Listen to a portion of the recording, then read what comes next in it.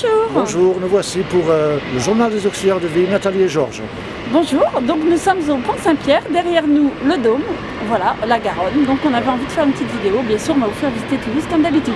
Allez c'est parti, maintenant on va parler de... L'empathie. L'empathie, Voilà. Qu'est-ce que c'est que l'empathie? Eh ben l'empathie c'est quelque chose de très joli, je dirais. Voilà, avoir de l'empathie pour les autres. Voilà. C'est faire aux autres, pas faire aux autres, c'est ressentir ce que l'autre a besoin. Et avec les personnes âgées, c'est très important qu'on ait de l'empathie. Bien sûr. Je veux dire, il faut vraiment avoir ça au fond de soi quand on fait ce métier. Voilà. Si on fait ce métier et qu'on n'a pas d'empathie, on peut le faire. On peut le faire, mais on ne sera pas top avec eux. Voilà. Et ça ne se passera pas bien et eux, ils le ressentiront. Voilà, l'empathie c'est porter de la vie, de la joie, de la couleur chez les gens. Voilà. Être empathique c'est voilà.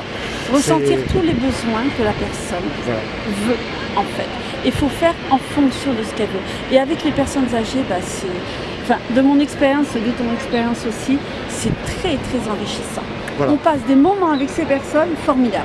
Voilà, savoir qu'on n'est pas des pros de la toilette, on n'est pas des pros du repas ou de l'entretien du cadre de vie. Par contre, on doit être des pros de l'empathie. Voilà. Absolument. Voilà. Parce qu'on porte de la vie et de la joie et de la couleur chez les gens. Et ça, c'est être empathique. Je dirais que c'est la première qualité qu'il faut avoir, de l'empathie pour les personnes. Avant toute chose, avant de bien savoir repasser, faire le ménage, etc., tout le reste, il faut déjà avoir ça. Parce que si on a ça et qu'on ressent ce que la personne a besoin et qu'on se met à sa place, le reste va couler de source. Voilà. L'empathie, c'est s'intéresser, c'est être rassurant, bienveillant, et authentique et accepter comment sont les gens. On ne vient pas pour imposer quoi que ce soit, on vient juste pour accepter et leur porter de la joie, de la couleur, de la bonne humeur. Ouais. Voilà. Et je dirais même que c'est bien d'avoir le diplôme d'auxiliaire de vie sociale, bien sûr, on apprend beaucoup de choses, mais on peut avoir le diplôme d'auxiliaire de vie et ne pas avoir d'empathie. Et là, on n'est pas bien dans ce métier. Et puis c'est pour ça qu'il y en a plein, à un moment donné, elles en ont marre, elles pètent les plombs ou elles ne sont pas gentilles avec les personnes parce qu'elles n'ont pas d'empathie.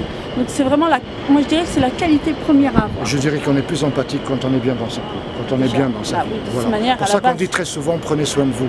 Si on ne le dit pas pour rien, parce qu'en prenant soin de vous, l'empathie ça vient naturellement. Bien sûr. Voilà. Donc, on peut avoir des gestes d'empathie dans le quotidien, dans notre quotidien, pas seulement au boulot. Ouais.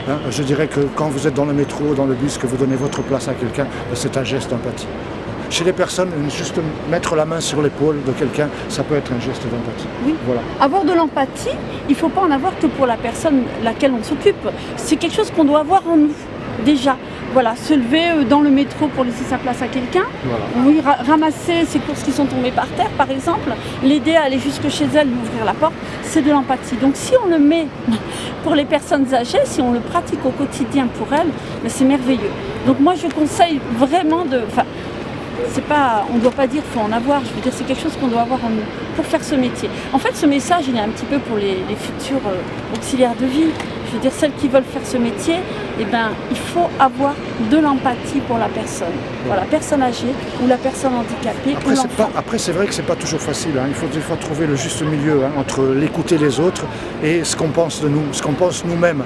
Il faut comment dire, des fois il faut trouver ce juste milieu pour conserver des relations avec les gens équilibrés et saines, parce que des fois on peut très facilement tomber dans le jugement, dans le préjugé, mais franchement quand vous êtes à domicile, on dit ça souvent, mais il faut laisser nos problèmes à la porte, et il faut surtout être à l'écoute. Moi je pense que la principale qualité de l'empathie c'est écouter, savoir écouter les gens.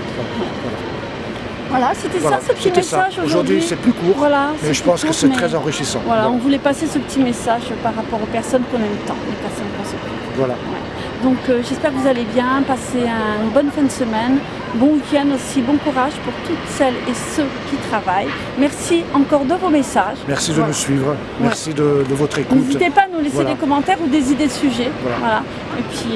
Et on vous aime tous, on a tous de l'empathie pour tout le monde. Positive attitude.